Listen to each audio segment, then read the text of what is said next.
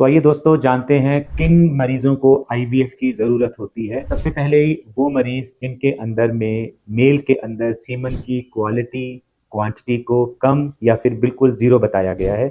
हमें ये समझना है कि इनफर्टिलिटी के अंदर 20 से 30% के अंदर मेल सीधा डायरेक्ट रूप से जिम्मेदार हो सकता है एंड इन अनदर 20% वो कॉन्ट्रीब्यूटरी हो सकता है।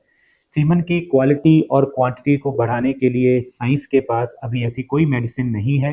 जनरली जो मेडिसिन प्रिस्क्राइब की जाती हैं वो मल्टीविटामिन होते हैं और हमारे पास इसका कोई एविडेंस नहीं है कि ये मेडिसिन एक्चुअली जो सीमन है उसकी क्वालिटी और क्वांटिटी को बढ़ाते हैं। तो इसीलिए पहले वो पेशेंट्स जिनके अंदर सीमन की क्वालिटी क्वांटिटी को कम बताया गया है या ज़ीरो बताया गया है उनको जनरली आईवीएफ की ज़रूरत पड़ती है।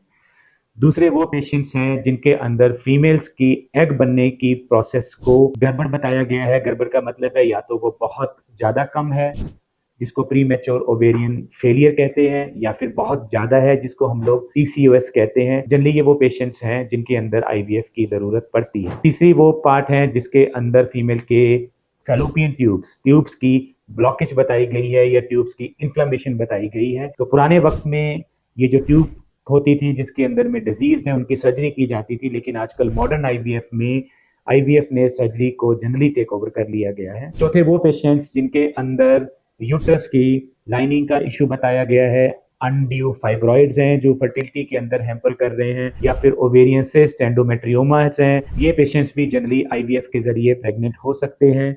या फिर वो पेशेंट्स जिनके लिए अनएक्सप्लेन्ड वर्ड यूज किया गया है। अनएक्सप्लेन्ड का मतलब है कि द ओवुलेशन एग प्रोसेस सही है, ट्यूब सही है, सीमन सही है, रेगुलर कांटेक्ट रख रहे हैं, लेकिन उसके बावजूद भी वो प्रेग्नेंट नहीं हो पा रहे हैं और साइंस के पास ऐसा कोई भी रीजन नहीं है जो बता सके कि ये कपल प्रेग्नेंट क्यों नहीं हो रहा है।